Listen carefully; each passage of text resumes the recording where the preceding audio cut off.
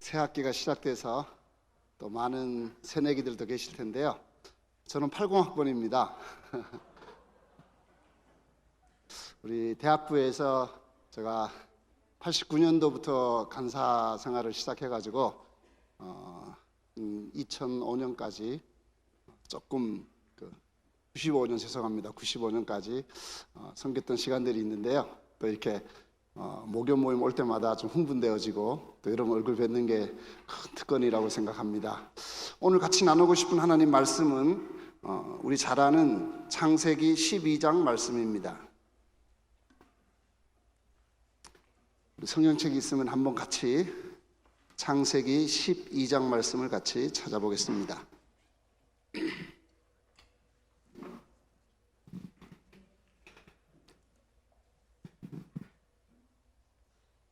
구약성경 창세기 12장 우리 1절에서 3절 말씀까지 우리 말씀을 함께 읽도록 하겠습니다. 우리 잘 아는 말씀이지만 다시 한번 우리가 한 목소리로 1절에서 3절까지만 같이 읽도록 하겠습니다.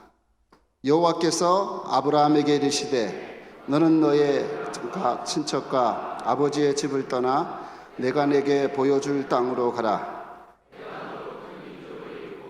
내게 복을 주어 내 이름을 창대하게 하리니 너는 복이 될지라. 너를 축복하는 자에게는 내가 복을 내리고 너를 저주하는 자에게는 내가 저주하리니 땅의 모든 족속이 너로 말미암아 복을 얻을 것이라 하신지라. 아멘.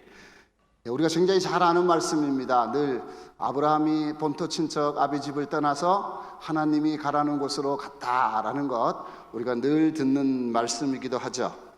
근데 저는 오늘 이 말씀을 좀 다른 각도에서 여러분들하고 좀 나누고자 합니다. 오늘 여러분 여기 12장 1절에서 3절 말씀을 보면 복이라는 말이 몇 번이나 나오나요? 한번 여러분 세보시죠. 복이라는 말이 몇 번이나 나올까요? 2절과 3절에 내게 복을 주어 복이 될지라. 축복하는 자에게 내가 너로 복을 얻을 것이다. 그렇죠? 여기 보면 복이라는 말씀이 반복적으로 나타나는 것을 볼 수가 있는데요. 5번 나오죠. 그렇죠? 5번 복이라는 말이 나오는 걸 볼 수 있습니다. 왜 하나님이 아브라함을 부르시면서 복에 대한 말씀을 5번이나 강조하고 있을까? 너는 복이 되라. 내가 내게 복을 주겠다. 너를 축복하는 자를 내가 축복해 주겠다. 너로 말미암아 모든 족속이 복을 얻을 것이다. 복이라는 말을 5번 하고 있어요. 우리 한국 사람만큼 복 좋아하는 사람 별로 없죠. 물론 뭐 중국 사람도 더 좋아한다고 합니다. 그래서 숟가락도 복, 밥그릇에도 복, 밥그릇 뚜껑에도 복, 그죠? 모든 글자마다 복자 새겨 넣는 걸 참 좋아합니다. 그런데 성경에서 말하는 하나님이 복이 되라, 복을 주겠다, 복이라는 말씀은 우리가 좀 알고 있는 말씀과 좀 상반되어진다는 것을 우리가 생각할 필요가 있습니다. 여러분 창세기 1장에서 11장까지 말씀을 읽어보면 저주라는 말이 5번 나오는 것을 볼 수가 있어요. 그리고 창세기 12장에는 복이라는 말이 5번 나옵니다. 아주 대조를 이루고 있죠. 우리가 잘 아는 것처럼 하나님이 창세기 1장과 2장 말씀을 읽어보면 하나님이 이 세상을 너무나 아름답게 창조하셨습니다. 그리고 하나님이 우리 인간들에게 복을 주시고 생육하고 번성하고 땅에 충만하라라고 하나님이 말씀하셨죠. 그래서 우리 인간은 하나님의 복을 받은 존재로 하나님의 복을 가지고 이 땅을 개척하며 생육하고 번성하고 충만하고 다스려야 할 사명을 받은 자들이다라는 걸 우리가 다 잘 알고 있습니다. 그런데 안타까운 것은 창세기 3장 말씀부터 11장까지 말씀을 받아보면 이렇게 복을 받은 우리 인간이 계속해서 저주받을 일들만 하고 있는 것을 볼 수가 있습니다. 여러분 창세기 3장 말씀을 우리가 한번 읽어보면 우리가 잘 아는 대로 하나님이 하지 말라고 하는 선악과 열매를 아담과 하와가 따먹게 되죠. 그리고 창세기 3장 14절 말씀을 보세요. 여기 보면 여호와 하나님이 뱀에게 이르시되 내가 이렇게 하였으니 내가 모든 가축과 들의 모든 짐승보다 더욱 저주를 받아. 첫 번째 저주받는 짐승이 나오죠. 그게 무엇입니까? 뱀입니다. 두 번째, 여기 저주라는 말이 17절에 나옵니다. 여기 17절 말씀해 보면 아담에게 이르시되 내가 내 아내의 말을 듣고 내가 내게 먹지 말라 한 나무 열매를 먹었은즉 땅은 너로 말미암아 저주를 받고. 두 번째 저주가 나오죠. 무엇이 저주를 받았습니까? 땅이 저주를 받았습니다. 어떤 분들은 아담과 하와가 저주받았다고 그래요. 성경에 정확하게 나오지 않습니다. 정확하게 읽어보면 하나님이 뱀을 저주하셨죠. 두 번째로 땅이 저주를 받았습니다. 자, 그 다음에 우리가 창세기 3장으로 가면 세 번째 저주가 나옵니다.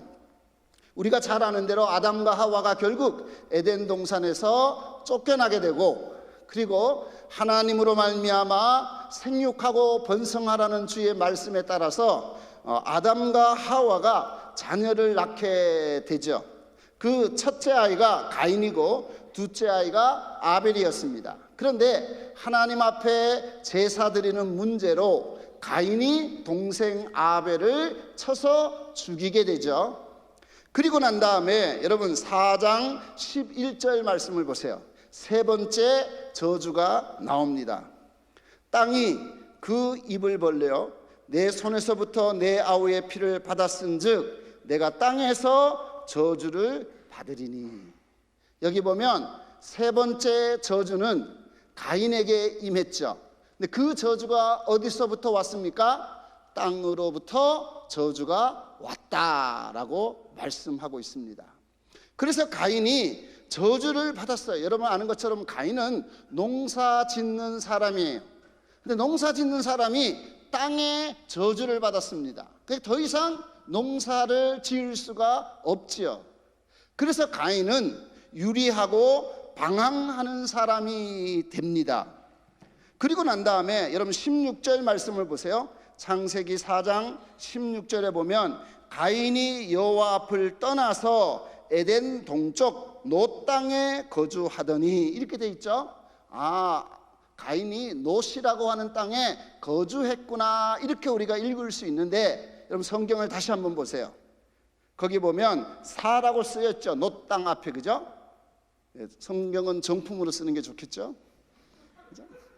거기 사라고 쓰여 있습니다. 노 있다고 있죠. 그 노시 뭡니까? 밑에 가 보면 노시라고 하는 말은 유리한다라는 말이에요. 그러니까 어느 지역 이름이 아니고요, 유리하고 있는 땅입니다. 방황하고 있는 땅이에요. 어디에 거주하고 정착하지 못하고 땅으로부터 저주를 받았기 때문에 가인은 계속해서 유리하고 방황하는 사람이 됩니다. 그러다가 여러분 17절 보세요. 가인의 아내가 임신을 합니다. 그러니까 이제 아이를 낳아야 돼요. 더 이상 가인이 유리 방황할 수가 없지요. 그래서 가인이 정착을 하게 됩니다. 근데 그냥 살 수가 없잖아요. 왜? 자기 동생을 죽였고 많은 사람들이 자기를 죽이려고 한다는 것을 알았죠. 그래서 가인이 뭘 합니까? 여러분 17절에 보면 가인이 성을 쌓습니다. 이것이 성경에 나오는 최초의 성입니다. 최초로 성을 쌓은 사람은 가인이에요. 그리고 그 아이, 자기 아이의 이름을 따서 에녹성이라고 불렀습니다. 자, 여러분 잘 아는 대로 죄는 점점 더 확장되어집니다. 그렇죠? 그래서 결국은 인간 전체가 타락하게 되어지고 결국 하나님이 물로 이 세상을 심판하게 됩니다. 그런데 그때 심판을 받게 되는 모든 인류가 다 죽임을 맛보게 되는 그 순간에 하나님이 한 사람을 보내시죠. 그 사람은 바로 우리가 잘 아는 노아라는 사람입니다. 그런데 여러분 5장 29절에 보세요. 라멕이 아이를 낳았습니다. 그 이름이 29절에 보니까 노아입니다. 노아라는 말은 안위한다, 하나님이 위로해 주시고 지켜주신다라는 뜻을 가지고 있어요. 그런데 그 노아라는 사람이 태어날 때 이렇게 말씀하죠. 여기 보면 우리가 다시 한번 네 번째 저주라는 말이 나오는데요. 5장 29절에 보세요. 이름을 노아라 하였으니 이르되 여호와께서 땅을 저주하심으로 수고롭게 일하는 우리를 안위하리라. 저주받은 땅, 저주받은 이 땅으로부터 위로를 받고 도움을 받고 보호를 받도록 하기 위해서 하나님이 한 사람을 보냈는데 그 사람이 누구예요? 노아입니다. 그래서 그 이름이 안위입니다. 그래서 우리 잘 아는 대로 노아가 모든 사람이 다 물에 의해서, 홍수에 의해서 죽음을 당했지만 노아와 그 세 아들의 가족만 우리가 잘 아는 대로 구원을 받게 됩니다. 저주받은 이 땅의 모든 사람이 죽어가는 그 순간에도 땅이 물을 흡수하면서 노아의 가족이 살게 되어지죠. 그 다음에 우리가 성경에 보면 여러분 창세기 9장에 마지막 저주의 이야기가 나옵니다. 자, 9장 말씀은 우리가 잘 아는 대로 노아가 방주에서 나왔습니다. 홍수로 말미암아 모든 사람이 죽은 그 방주에서 노아가 나오고 난 다음에 하나님과 언약을 맺었습니다. 그런데 우리가 잘 아는 대로 노아가 그만 실수로 술을 먹고 잠을 자게 됩니다. 그렇죠? 술을 먹고 잠을 자는데 여러분 지금부터 약 5,000년 전에 제대로 된 옷이 있었겠습니까? 그래서 노아가 제대로 된 옷을 입지 못하고 잠을 자게 됩니다. 그런데 그만 실수가 되어져서 아버지의 하체가 드러나게 됩니다. 그런데 그 아버지의 하체를 누가 보느냐 하면 9장 22절에 보면 둘째 아들 함이 아버지의 하체를 보고 그 아버지의 하체를 본 것을 가지고 형과 동생에게 가서 고자질을 하게 됩니다. 그래서 결국 형과 동생이 뒷걸음쳐서 들어와서 아버지의 부끄러운 하체를 가리워주게 됩니다. 술에서 깨어난 이 노아가 자기 둘째 아들이 자기에게 행한 일을 알고 이제 여러분 다섯 번째 저주가 나오죠. 9장 25절에 보세요. 가나안은 저주를 받아 그의 형제의 종들의 종이 되기를 원하노라. 가나안이 저주를 받습니다. 자, 우리가 창세기 3장부터 지금 우리 10장까지 5번의 성경에 저주라는 말이 나오는 것을 살펴보았어요. 첫 번째, 뱀이 저주를 받았습니다. 두 번째요, 땅이 저주를 받았죠. 세 번째는 가인이 땅으로부터 저주를 받았습니다. 그리고 네 번째는 노아가 태어나면서 저주받은 땅으로부터 이제 안위함을 받는데 아직 땅은 저주를 받고 있습니다. 그렇죠? 그리고 마지막 다섯 번째 저주라는 말은 함과 가나안이 저주를 받게 됩니다. 이렇게 창세기 3장에서부터 10장까지 결국 인류는 다 저주받은 족속들로 살아갈 수밖에 없는데 하나님이 그 저주를 축복으로 바꾸기를 원하셨어요. 하나님이 저주받은 사람들을 축복하기를 원하셨어요. 왜? 창세기 1장에 하나님이 인간을 만들 때부터 축복하기를 원하셨죠. 복을 주셨습니다. 그래서 하나님은 그 복을 회복하기를 원하셨죠. 그래서 부르심 받은 사람이 있는데 그 사람이 누굽니까? 바로 아브라함입니다. 그리고 하나님은 아브라함을 부르자마자 5번 복이라는 말씀을 사용하고 있습니다. 내가 너에게 복을 주겠다. 너는 복이 될 것이다. 너를 축복하는 자를 내가 축복할 것이다. 모든 민족이, 모든 족속이 너로 말미암아 복을 얻게 될 것이다. 이것이 하나님의 계획이었어요. 이것이 하나님의 뜻이었습니다. 그래서 아브라함은 어떻게 보면 이 땅의 모든 복을 받는 사람의 출발점이 됩니다. 시작점이 되어지는 걸 볼 수가 있습니다. 그런데 또 한 가지 우리가 이 창세기 12장 말씀을 이해하려고 하면 창세기 11장을 이해를 해야 창세기 12장을 이해할 수가 있습니다. 여러분, 창세기 11장이 뭡니까? 우리가 잘 아는 창세기 11장은 많은 사람들이 바벨탑 사건이라고 말합니다. 그죠? 많이 들어보셨죠? 바벨탑. 인간이 탑을 너무 높이 쌓았는데 하나님이 그 탑을 보고는 야, 안 되겠다. 이것들이 하늘 꼭대기까지 올라오겠네. 그래가지고 하나님이 언어를 혼잡하게 했죠. 그래서 결국 하늘 꼭대기까지 올라오던 사람들을 언어를 나누어 가지고 온 세상으로 흩어버렸다. 그래서 이들이 쌓은 탑이 바벨탑이다. 많은 분들이요, 성경을 제대로 읽어보지도 않고 그냥 늘 바벨탑, 바벨탑, 바벨탑이라고 합니다. 근데 여러분, 정말 성경이 바벨탑이라고 하고 있을까요? 의심이 가득한 눈동자로 저를 바라보고 있습니다. 여러분, 성경 창세기 11장을 보세요. 창세기 11장에 보면 3절에 보면 사람들이 벽돌을 만듭니다. 그리고 벽돌을 돌을 대신하여서 그 벽돌을 쌓게 됩니다. 그리고 시멘트와 같이 돌과 돌이 붙도록, 그리고 그 돌이 방수 처리가 될 수 있도록, 벽돌이 방수 처리라는 게 뭐냐면 역청이죠. 역청이 뭐예요? 원유가 나오면 이 가스 또는 이 기름은 공기에 다 날아가고 남는 찌꺼기가 역청입니다. 아주 쉽게 말하면 지금 우리 교회 앞에 있는 아스팔트를 생각하면 돼요. 그게 역청 덩어리죠. 원유가 나는 곳은 어디나 역청이 있습니다. 왜냐하면 기름이 올라오면 기름들은 증발하고 그 찌꺼기만 남게 되죠. 끈적끈적한 껍데기, 그게 뭐예요? 역청입니다. 그런데 사람이요, 벽돌을 만들고 그 벽돌을 역청으로 발라서 무엇을 쌓았습니까? 여러분, 4절에 보세요. 벽돌과 역청으로 그들이 만든 것이 무엇입니까? 4절에 보면 성읍과 탑을 쌓았습니다. 바벨탑만 쌓은 게 아니죠. 뭘 쌓았어요?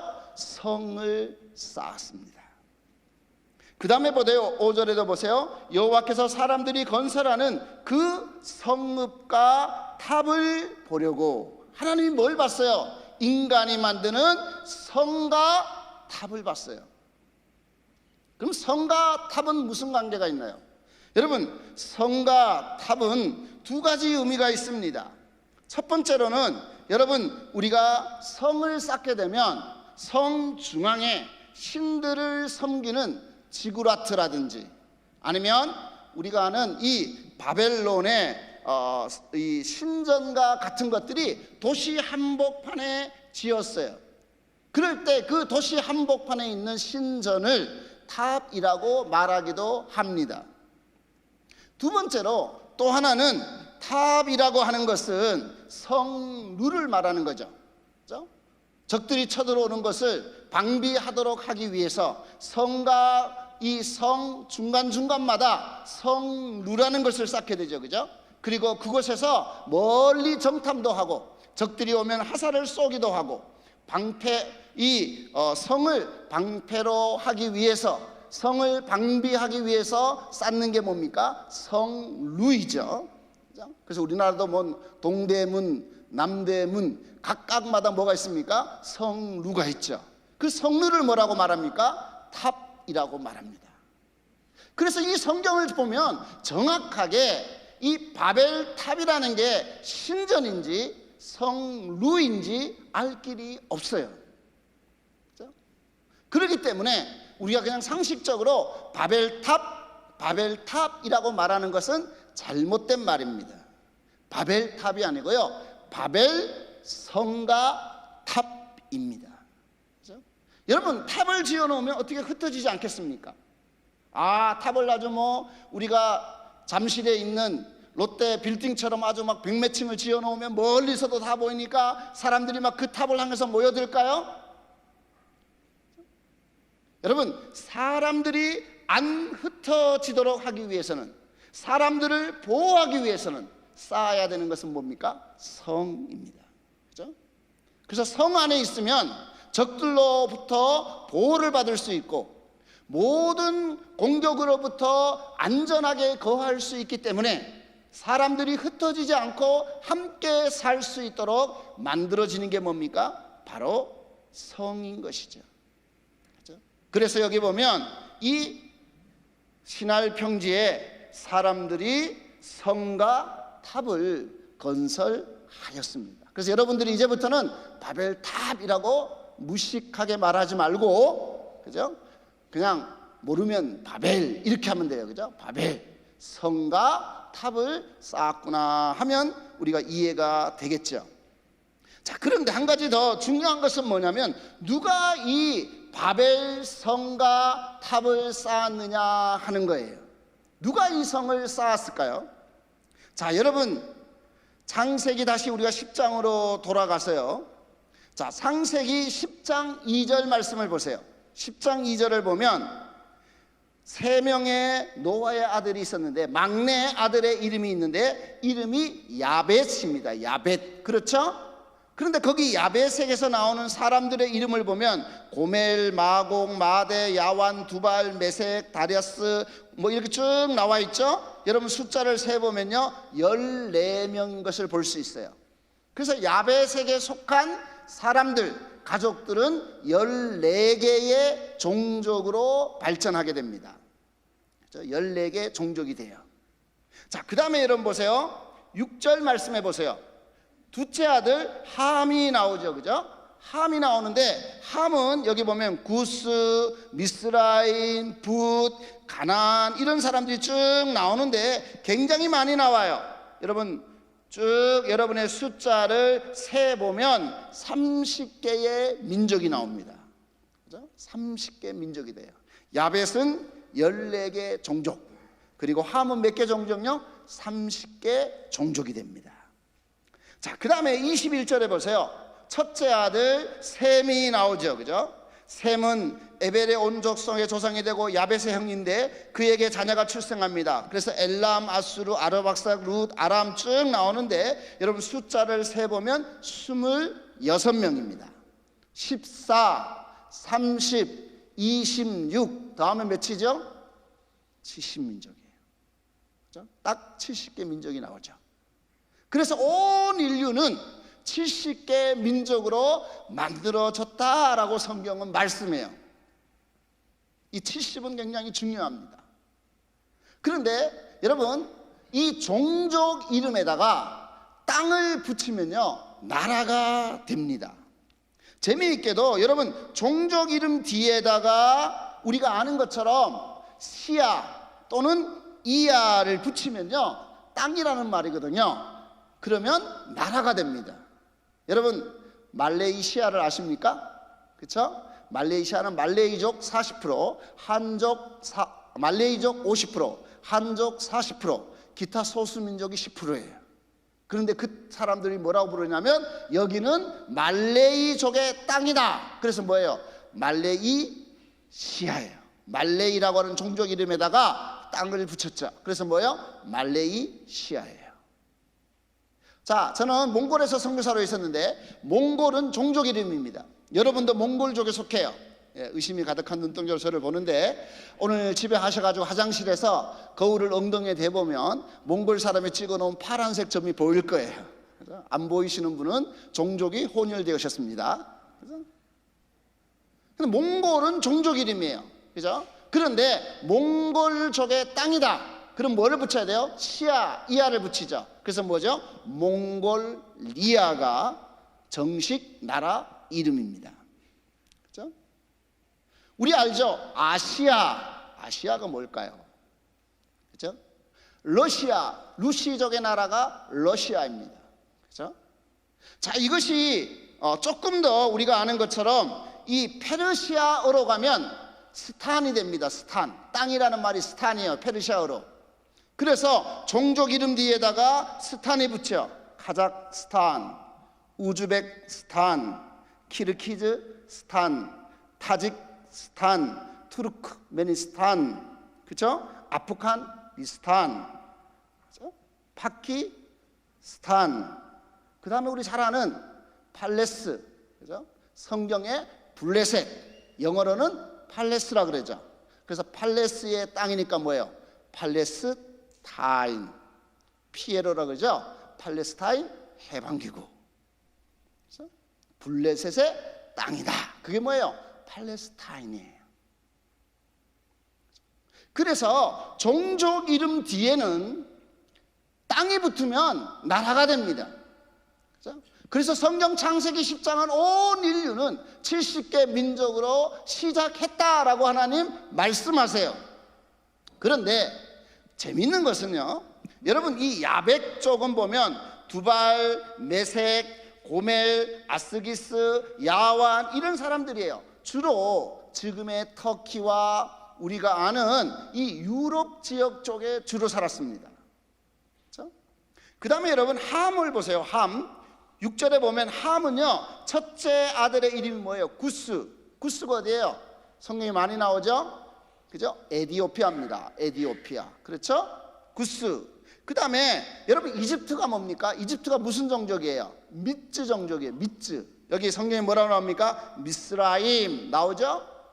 리비아는 무슨 족속이에요? 붓 족속입니다. 붓. 그죠? 그리고 이스라엘, 지금의 이스라엘 원주민들은 누굽니까? 가나안이죠. 멍한 은혜를 받으셨죠? 자, 여기 보면 그럼 함의 아들들은 주로 어디 살아요? 그렇죠? 우리가 여기 보면 그들은 아프리카와 중동 지역에 사는 걸 볼 수 있죠? 에디오피아에서 이집트, 리비아, 그리고 이스라엘까지 주로 함의 자손들은 중동 지역에 살았습니다. 그럼 셈은 어디에 삽니까? 셈을 보세요. 여러분 22절에 보세요. 셈은 엘람, 엘람이 어디예요? 엘람족은 여러분 페르시아입니다. 페르시아. 그렇죠? 아수르 아시죠? 저 리디아라는 나라입니다. 아람, 이스라엘 옆에, 그죠? 예, 우리 나한자였던 장군이 고침을 받았던 나라가 아람, 다메섹이라고 하는 다메세쿠스, 지금으로 말하는 시리아의 수도죠. 다메섹 같은 나라. 그러면 주로 셈은 어디에 삽니까? 지금의 이란, 이라크가 있는, 그죠? 유브라테스와 티그리스 강 유역에 살고 있다는 걸 알 수가 있죠. 자, 여러분 그림을 한번 그려보세요. 자, 야벳은 주로 터키와 그리스와 유럽 지역에 삽니다. 그죠? 함은 주로 이 중동, 이스라엘과 아프리카, 북부 아프리카와 이 아프리카 지역에 주로 살았습니다. 그 다음에 셈족은 주로 지금 이란, 이라크가 있는, 그죠? 유브라테스와 티그리스 강에 흘러가는 이 동북쪽에 주로 살았습니다. 그렇죠? 이것이 처음 만들어진 인류들이 살았던 지역들입니다. 그런데 여기 보면 재밌는 이야기 하나가 나옵니다. 여러분 8절에 보세요. 창세기 10장 8절에 보면 구스, 아까 말한 것처럼 에디오피아 사람이죠. 에디오피아가 구스인데 구스가 아들을 하나 낳았습니다. 근데 그 이름이 뭡니까? 니무롯이에요. 니무롯. 그쵸? 자, 여기다가 줄을 그어놔야 돼요. 니무롯은 여러분이 꼭 기억하셔야 되는 이름입니다.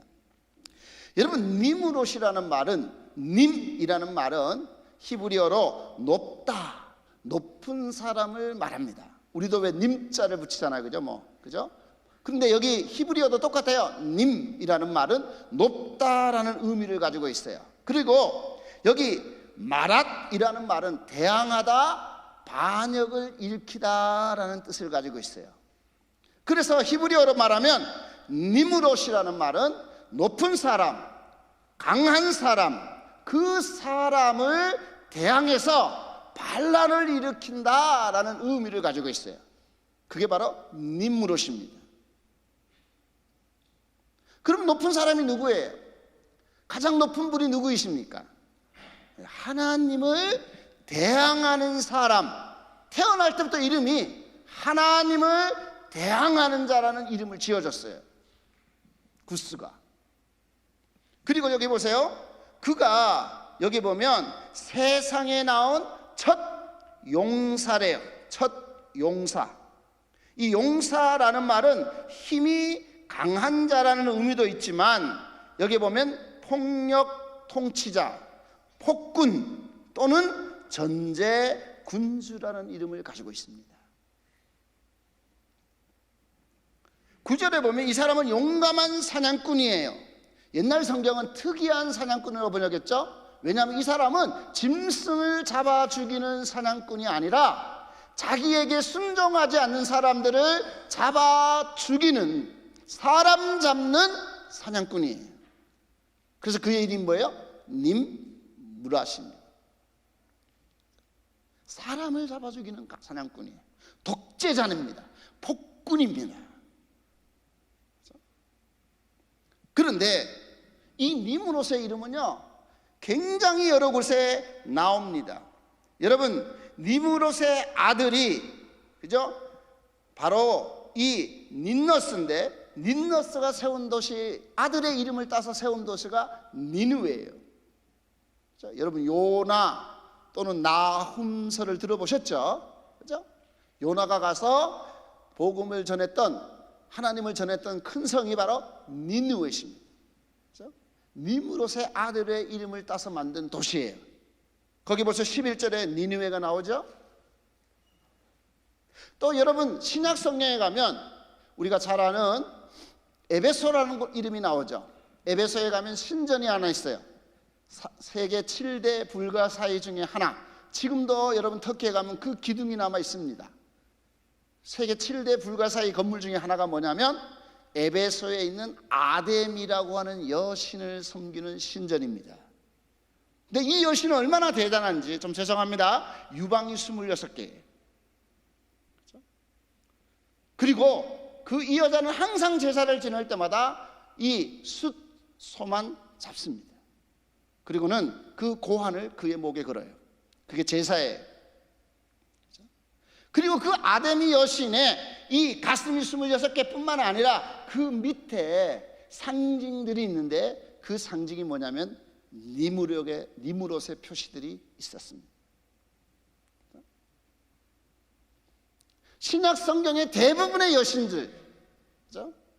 아프로디테라든지 비너스라든지 이 헬라와 로마의 신화에 나오는 대부분의 여신들은 바로 니므롯의 상징들을 가지고 있었습니다. 그렇죠? 니므롯은 바로 폭군, 폭력 정치자의 상징이었어요. 그뿐만이 아니래요. 여러분, 10절 말씀을 보세요. 창세기 10장 10절입니다. 여기 뭐라고 나옵니까? 그의 나라는, 이렇게 나오죠. 그의 나라. 그래서 이 땅 가운데 하나님의 나라를 대항해 가지고 최초로 나라를 건설한 사람, 그리고 독재자가 되고 인간을 사냥하고, 그죠? 정복하고 인간을 다스리는 대표적인 사람이 누구였습니까? 니므롯입니다. 그죠? 인간 나라의 대표자입니다. 그리고 그 니므롯이, 여러분, 자기가 살고 있는 아프리카, 그죠? 구스족이잖아요. 구스의 아들이잖아요. 에티오피아를 떠나가지고 동쪽으로 옮겨요. 그죠? 아프리카에서 중동 지역을 통과해가지고 동쪽으로 오면 어디가 나올까요? 바로 유브라테스와 티그리스 강이 있는 지역을 도착하게 됩니다. 그리고 그곳에서 여러분 창세기 11장 1절에 보세요. 온 땅의 언어가 하나일 때 2절에 그들이 동방으로 옮기다가 아주 넓고 좋은 땅을 차지합니다. 거기가 원래 누구 땅이었다고요? 셈족의 땅이잖아요. 그죠? 셈족이 사는 땅 한복판에 도시를 건설하고 그리고 니무롯이 인간을 통치하고 그리고 그의 나라를 세웁니다. 그게 바로 바벨입니다. 그렇죠? 그리고 고대 바벨론이라고 하는 나라가 함무라비 법전 들어보셨을 거예요. 그렇죠? 고대 바벨론이 이루어집니다. 그리고 고대 바벨론이 멸망하고 난 다음에 여러분 아는 것처럼 신 바벨론이 일어납니다. 그리고 신 바벨론이 여러분 BC 586년에 남유다 예루살렘을 멸망시키고 그리고 성전을 불태웁니다. 어느 나라가요? 바벨론이에요. 그리고 이 세상의 마지막 때, 그죠? 요한계시록 18장에 가면 이 세상의 마지막에 나타날 나라가 있는데 그 나라가 뭡니까? 바로 큰 성 바벨론입니다. 바다에서부터 올라오는 여인이 있고, 그죠? 그 여인이 짐승을 타고 올라와서 이 세상 가운데 혼잡과 영향력을 주게 되는데 그게 바로 뭐예요? 바로 큰 성 바벨론입니다. 그리고 결국 그 바벨론은 무너지죠. 여기 여러분 한 가지 기억하셔야 돼요. 마지막 때 두 개의 성이 나옵니다. 요한계시록에 가면 그 두 개의 성이 바로 우리가 첫 번째 나오는 게 뭐예요? 큰 성 바벨론입니다. 그것은 바로 인간 나라를 상징하죠. 그렇죠? 그리고 요한계시록 21장에 마지막 성 하나가 더 나오는데 그 성이 뭡니까? 바로 거룩한 성 새 예루살렘입니다. 다시요. 인간이 만들고 인간이 세운 마지막 도시, 마지막 나라가 나오는데 뭐라고요? 바벨론이라고 그랬습니다. 근데 그 바벨론 앞에 뭐가 붙습니까? 큰 성입니다. 세상 나라의 특징은 큰 것입니다. 거대합니다. 높아지려고 합니다. 위대해지려고 합니다. 높은 걸 추구해요. 그래서 큰 성이에요. 이 세상 모든 나라들, 여러분 왜 공부합니까? 왜 지금 많은 사람들이 그렇게 대통령이 되려고 막 서로 그냥 그럽니까? 크고 싶죠. 정말 여러분 세계적으로 뭐 미국이도 중국도 지금 뭐 많은 나라가 서로 지금 굉장히 어렵죠. 뭐 영국이나 그죠? 지금 전 세계가 지금 아주 난장판인데요. 문제는 뭐예요? 전부 다 크고 싶어요. 미국은 더 크고 싶어하고 중국은 이제 2위가 아니라 세계 1위가 되고 싶어합니다. 유럽은 연합체를 만들어서 거대한 시장을 만들고 싶어합니다. 모든 나라들의 특징은 뭐예요? 크다는 거예요. 그래서 성경 뭐라고 말합니까? 세상 나라를 한마디로 큰 성 바벨론입니다. 여러분 학교는 어떠세요? 캠퍼스는 어떻습니까? 크고 싶어 하죠. 학생 수에서 크든지 뭐 이름을 높여가지고 큰 대학이 되든지, 그렇죠? 뭔가 큰 걸 추구합니다. 그렇죠? 여러분의 비전은 뭐예요? 여러분의 꿈은 뭡니까? 여러분도 크고 싶습니까? 높아지고 싶습니까?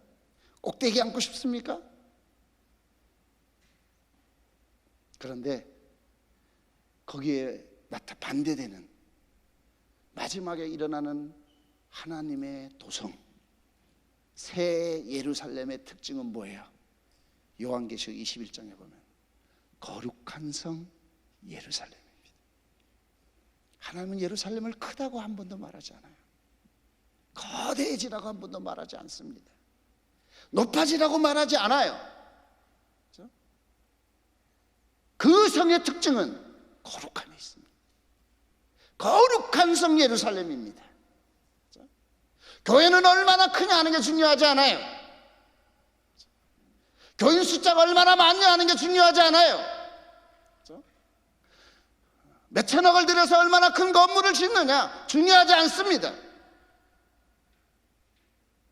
여러분 뭐 로마에 가가지고 뭐 교황에 여러분 있는 로마 대성전을 보면 막 하나님의 영광이 막 나타납니까? 세계적인 건축가들이 수십 년 동안 만들어 놓은 거대한 성과 같은 여러분 대성전들을 보면 하나님이 막 찬양이 되어지고 영광이 막 나타납니까?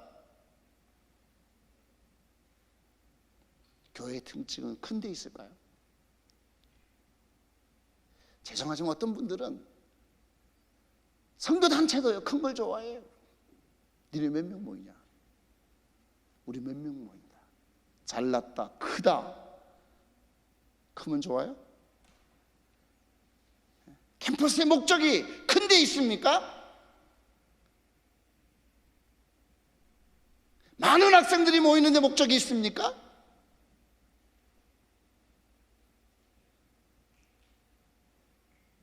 그게 우리의 부르심일까요?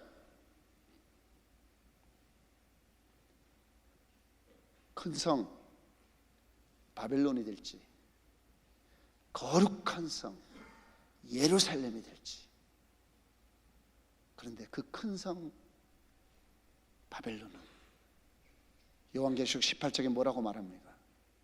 무너졌도다 무너졌도다 큰 성 바벨론이에요.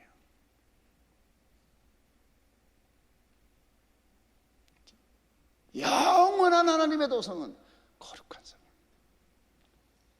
자, 이제 다시 우리가 돌아와서 여러분 창세기 10장에서 우리가 본 것처럼 니므롯이 나라를 건설하고 첫 번째 용사가 되고 하나님을 대항하는 그는 용감한 사냥꾼이 되고 그의 나라를 세우고 거대한 도시들을, 그죠?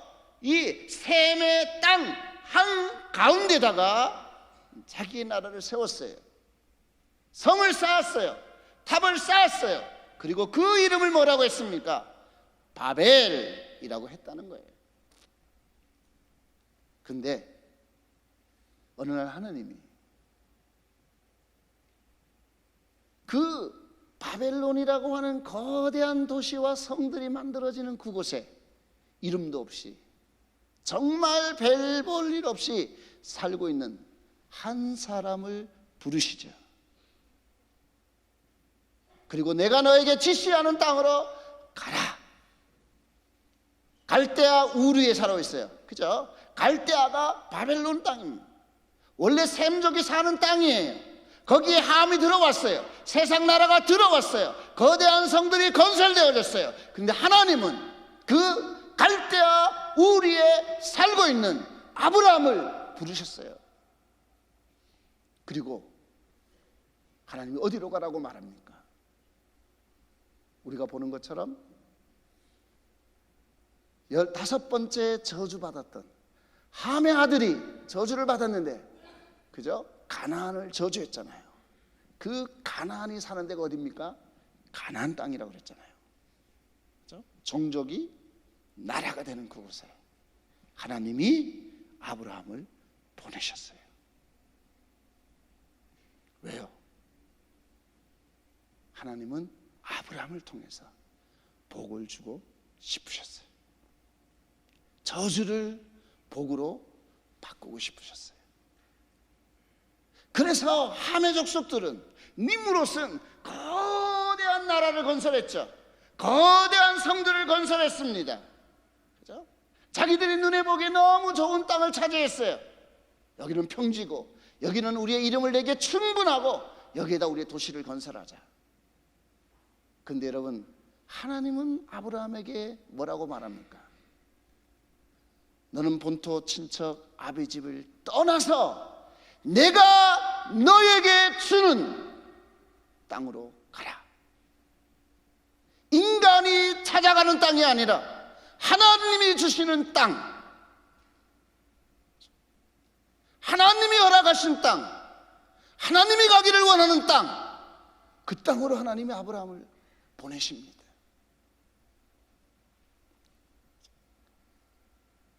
저주받은 함의 땅 한가운데로 하나님이 아브라함을 보내세요.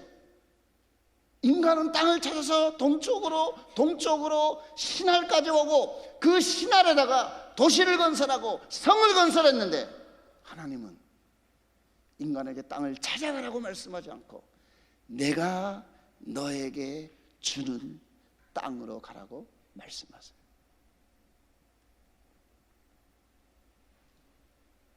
저는 오늘 여러분들에게 물어보고 싶어요. 지금 여러분들이 있는 곳은 여러분이 찾은 땅입니까? 아니면 하나님이 주신 땅입니까?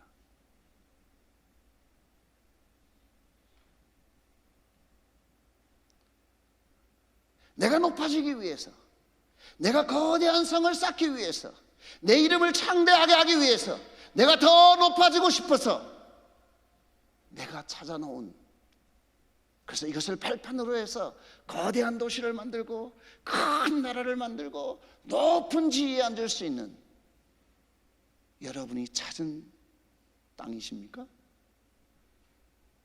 아니면 하나님이 여러분을 보내신 땅입니까?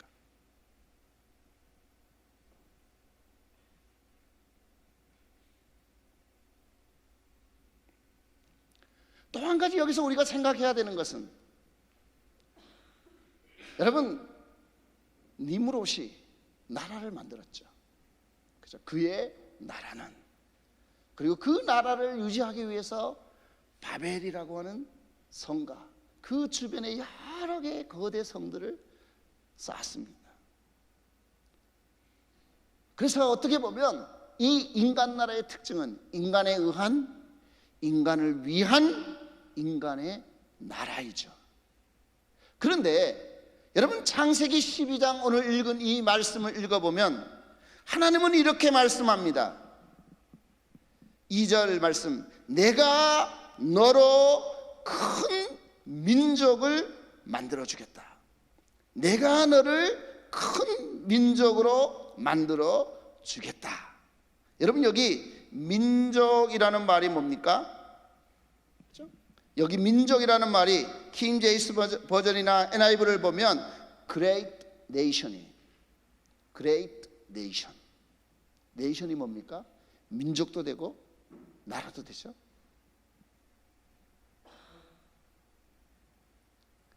인간 나라에 대항하는 하나님의 나라는 하나님이 주시는 나라예요. 인간이 건설하는 나라가 아니라 하나님이 주시는 나라예요. 니므롯은 자기가 도시를 건설하고, 니므롯은 자기가 하나님을 대항하고, 니므롯은 자기가 사람들을 짓밟고 정복하고 다스려서 자기의 나라를 만드는데, 하나님은 뭐라고 말합니까?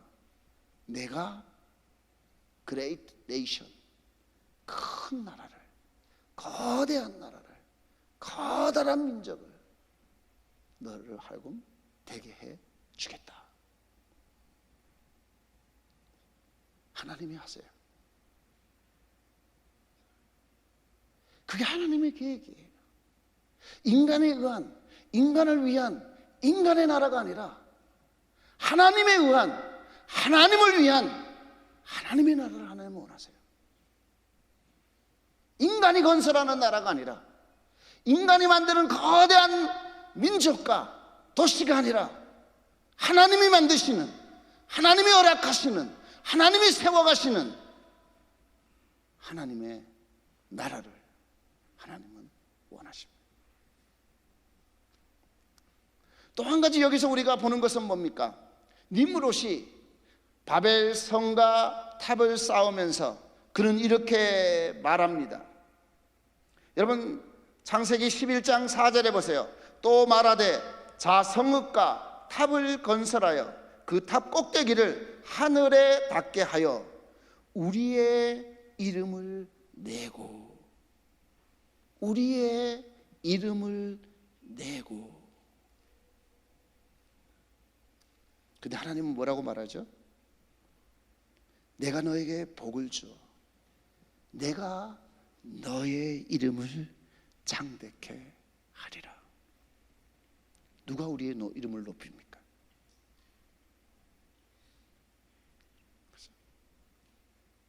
누가 우리의 이름을 높여주십니까? 내가 냅니까? 내가 더 열심히 공부해서, 내가 크고 거대한 일을 하면 우리의 이름이 납니까? 하나님은 자기의 이름을 내려고 하는 니므롯의 성을 결국 무너뜨리셨어요. 그리고 흩으셨어요. 언어가 갈라지고 다시는 그들이 하나 되지 못했습니다. 그런데 하나님은 아브라함에게 말씀하세요. 내가 너의 이름을 장대하게 해 주겠다. 사랑하는 형제자매 여러분, 누가 우리의 이름을 장대케 합니까? 누가 우리의 이름을 높여줍니까? 하나님이 약속하신 하나님의 땅에서 하나님이 세워가시는 하나님의 나라를 세우는 그 사람들을 하나님은 당신의 이름을 그 사람을 통해서 장대하게 하십니다. 그 사람의 이름을 높이십니다. 아브라함의 이름은요, 지금도 기독교든 가톨릭이든 무슬림이든 유대인이든 전 세계 3분의 2 이상의 대부분의 사람은 아브라함을 자기 조상이라고 말합니다. 무슬림도 우리 조상 아브라함이라고 말해요. 우리 아버지 아브라함이라고 말합니다.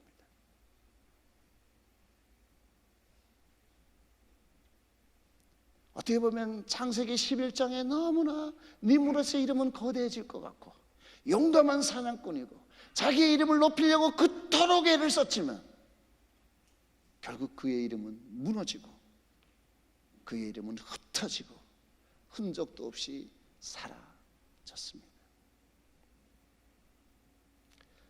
여러분, 하나님은 그래서 창세기 12장을 통해서 이 땅 가운데 이제 그 하나님의 나라를 건설해 가고 있습니다. 저는 여기 많은 새내기들도 있고 또 기존의 캠퍼스에서 수고하며 애쓰며 살아가는 많은 분들이 있다는 걸 제가 압니다. 저는 여러분들에게 다시 한번 도전하고 싶어요. 여러분의 나라입니까?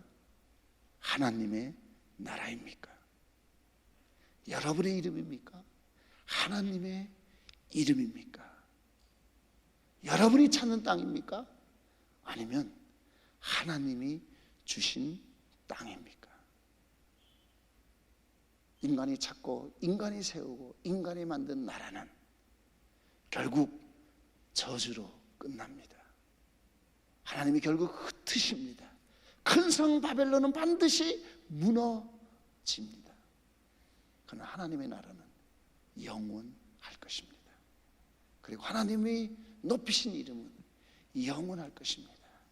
하나님에 의해 하나님을 위해 하나님이 세우신 그 하나님의 나라는 영원 무궁토록 주님이 세워가실 것입니다.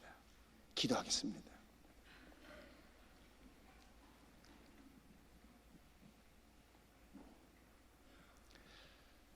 하나님이 여러분들을 저는 여러분의 캠퍼스로 부르셨다고 믿습니다. 여러분이 원했든지 원치 않았든지 캠퍼스 가운데 여러분들은 무엇을 원하십니까? 여러분의 나라입니까? 여러분의 이름입니까? 아니면 우리 예수단에 얼마나 많이 모이고 우리 예수단에 얼마나 크고 우리의 이름입니까? 아니면 하나님의 이름입니까? 여러분은 무엇을 추구하고 계십니까? 누가 여러분을 높이십니까? 여러분 스스로가 사람들을 짓밟아서 높아지기를 원하십니까? 니므롯과 같이 독재자가 되고 특이한 사냥꾼이 되고 사람을 잡는 인간 사냥꾼이 되기를 원하십니까? 아니면 하나님이 여러분을 높이는 하나님의 사람들이 되기를 원하십니까? 이 시간 우리가 좀 기도하고 싶어요. 하나님, 저를 불러주셨는데 제가 하나님의 나라의 건설자가 되게 해 주시옵소서.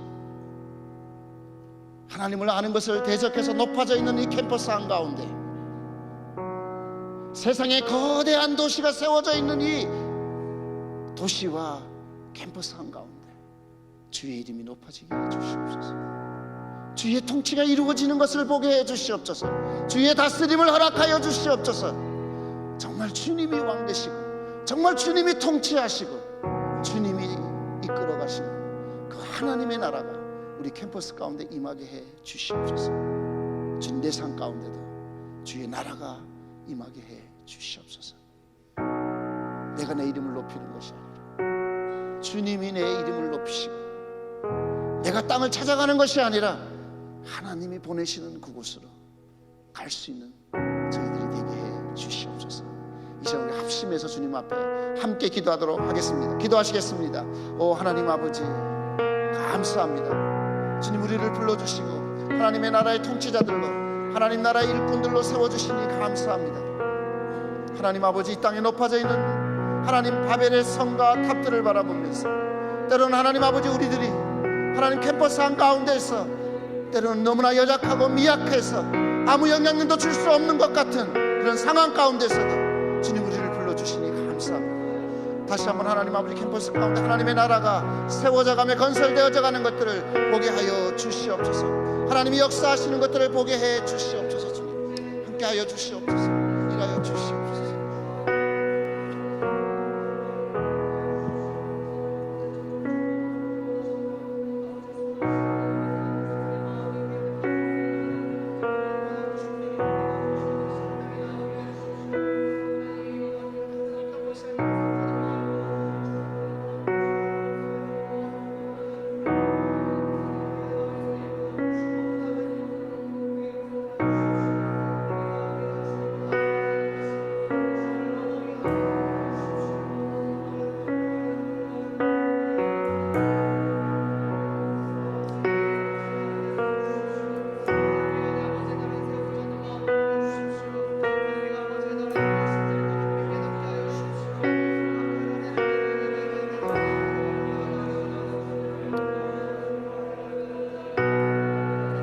우리 이 시간 몇 가지 더 기도했으면 좋겠습니다. 말씀을 들으면서 하나님께서 제 마음속에 도전하시는 것은 너가 정말 나를 믿느냐라고 하는 것이었습니다. 예수님께서 세상을 이기시고 예수님께서 이 땅을 다스리고 계시다는 것, 내가 이 세상보다 더 크다라고 하는 그것을 정말 진정으로 믿고 있느냐라는 거였습니다. 그것을 믿고 있다면 어째서 나는 이렇게 세상에서 인정받고 싶어하고 그렇게 하나님을 의지하지 않는 다른 것들을 얻기 위해서 노력하고 또 노력하고 좌절하는가, 그렇게 내 이름을 내기 위해서 그렇게 노력하는가. 그러면서 제가 정말 세상의 그런 속임에 속아서 하나님이 크심을 신뢰하고 있지 않음을 하나님께서 말씀하셨던 것 같습니다. 여러분, 하나님이 크심을 믿습니까?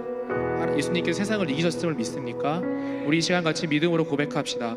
예수님이 승리하셨습니다. 하나님께서 이 세상보다 크십니다.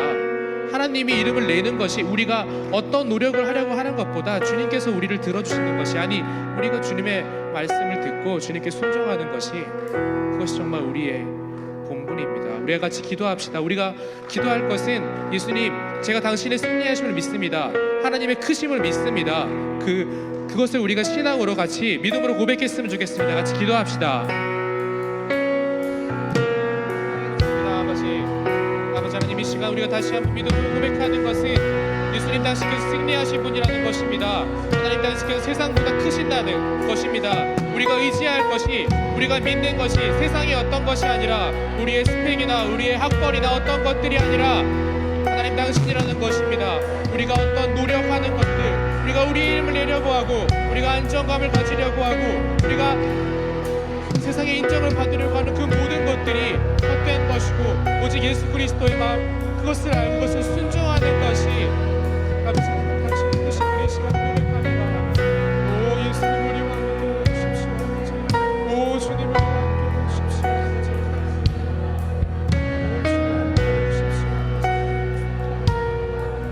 오 예수님,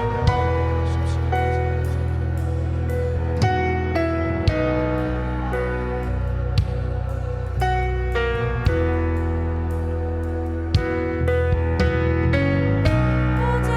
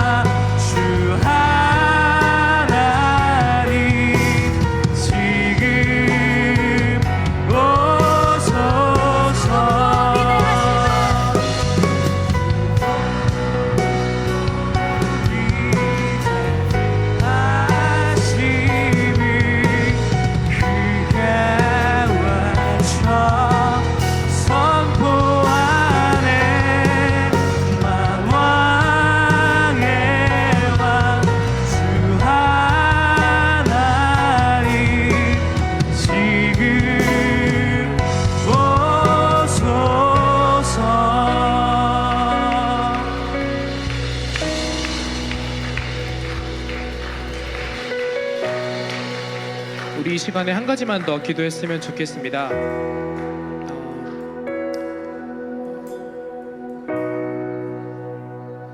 말씀을 들으면서 제 마음속에 다시 한번 회개하게 되는 것들은 그런 것들이었습니다.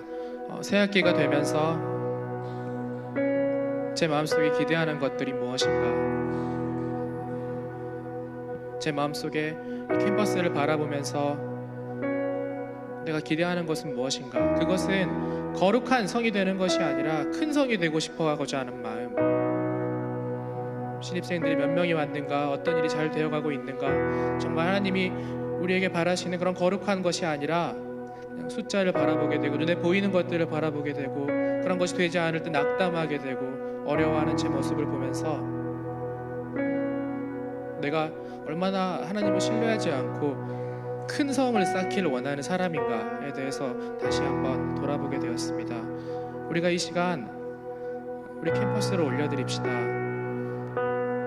주님께서 우리에게 원하시는 것은 크게 되는 것이 아니라 이 캠퍼스 가운데에서 우리 예수 전도단에게 원하는 것은 거룩한 성으로서 그곳을 무너진 것들을 중보하고 그곳에 하나님의 마음을 아파하시는 곳에 우리가 있는 그렇게 거룩하게 하나님의 말씀을 지키고 순종하는 그런 자들로서 있기를 원하신다고 저는 믿습니다. 우리가 그런 우리가 먼저 될 수 있도록 그런 신입생들이 올 수 있도록 그렇게 거룩한 자들로서 우리가 캠퍼스에 설 수 있도록 우리가 이제 하나님의 나라를 구하겠습니다. 눈에 보이는 큰 성이 아니라 거룩한 성이 되기를 구하겠습니다라고 우리가 캠퍼스를 올려드리면서 같이 기도하도록 합시다.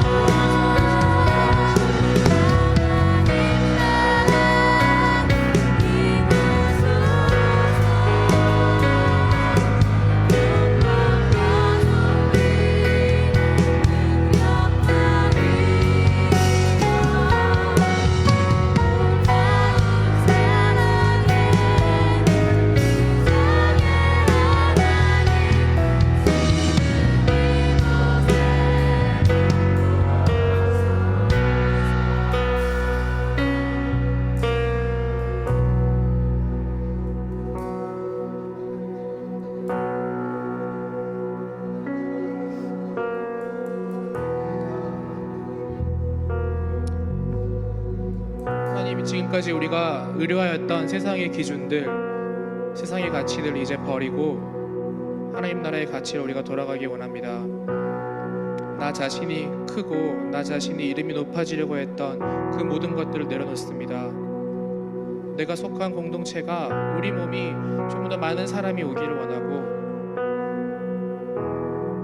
그냥 그렇게 이름이 높아지기를 원했던 그 모든 것들을 내려놓습니다. 우리가 구하는 것은 하나님 나라와 그의 의를 구합니다. 그리고 우리가 캠퍼스에 존재하는 목적은 바로 하나님을 알고 하나님을 알리는 그것, 하나님의 음성을 듣고 하나님 당신께서 이 캠퍼스를 향해서 당신의 마음은 어떤 것인지 듣고 그것들을 순종하는 우리가 될 수 있도록 크기를 원하는 것이 아니라 거룩한 우리로서 정말 하나님 당신이 예수 전도단이 이 캠퍼스에 꼭 있어야 된다. 와웸은 하나님 나라를 위해서 이곳에 꼭 있어야 되고 내가 그렇게 사람을 또 보내주겠다라고 하는 그런 우리가 될 수 있게 주님 우리가 더욱더 거룩한 우리가 될 수 있도록 우리를 겸비하여 주십시오. 아버지 하나님 우리가 다시 한번 우리가 가졌던 모든 방법과 모든 생각과 모든 세상의 가치들을 내려놓고 주님의 가치로 하나님 나라의 가치로 돌아가기 원합니다.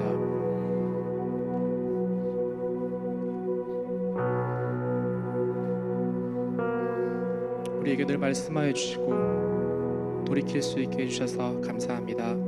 예수님의 이름으로 기도드립니다. 아멘.